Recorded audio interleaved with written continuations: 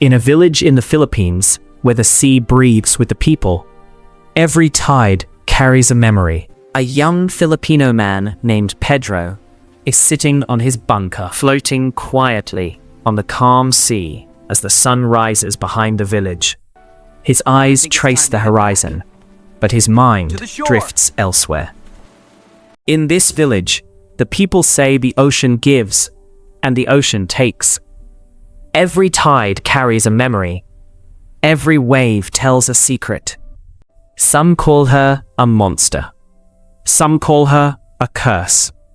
But the sea keeps its secrets hidden, just below the surface.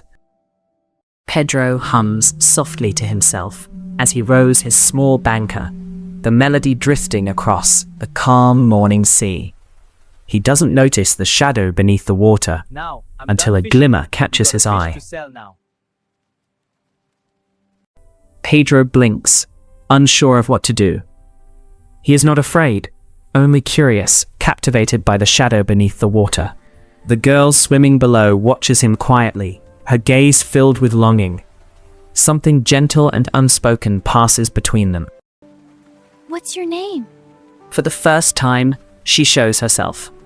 Not a monster, not a curse, just someone who has been waiting for someone who might understand her heart. I'm Dyesebel. I'm from the ocean, from away from here. The ocean? That's incredible! I fish here every morning, but I've never seen anyone like you before. Pedro smiled softly. Finally, he felt that someone, or something, had noticed him. Many days passed. Pedro returned to his usual place on the calm sea, humming softly as he walked gently along the shore. Where is the girl I saw last time in this shore? The figure emerged from the waves, fully human now, head and shoulders above water, her presence radiant yet familiar. Pedro's heart skipped a beat. The sun had climbed higher, casting warm golden light over the shore. The gentle breeze carried the scent of salt and coconuts, mingling with the soft murmur of waves. Pedro looked at her, a shy smile on his face. Different having you here like this. I never imagined. Neither did I. The sea has its secrets, Pedro. I wanted to know you better, and the first time I saw you, I fell in love with you. Remember our first catch? Of course, the tide was perfect. And our dreams of the sea. Just like this. They laughed, softly, sharing stories of fishing, tides, and childhood dreams. Time seemed to slow beneath the coconut tree. And for a moment, the world beyond the shore didn't exist. 2 years had passed, and the tides had carried countless memories. Pedro and Dyesebel now sat together beneath the shade of their favorite coconut tree. Laughter filled the warm morning air. 2 small children ran along the shore, chasing the gentle waves, their bare feet leaving prints in the soft sand. Pedro watched Dyesebel with a smile, the same gentle smile that had first met the shimmer in the water so long ago. She leaned against him, whispering something that made him laugh. The sea whispered around them, a quiet witness to love that had blossomed, to a family that had grown from a single moment of curiosity and courage. One night, the coastal village people celebrating their feast when ocean roared with fury, waves crashing violently against the shore. The coastal village panicked. The sea itself seemed alive with anger. Where's my daughter, Dyesebel? Pedro held his children close, unsure of what had stirred the ocean's wrath. The king of the ocean had come for Dyesebel, for she had not returned to their kingdom, the place she had once called home. The water surged forward, swirling around Dyesebel's feet. She reached out toward Pedro one last time, their fingers almost touching, but never quite meeting. Silence fell over the shore. Pedro collapsed to his knees, holding his sons close as the rain softened into a quiet drizzle. The ocean, now calm, stretched endlessly before them, as if nothing had ever happened.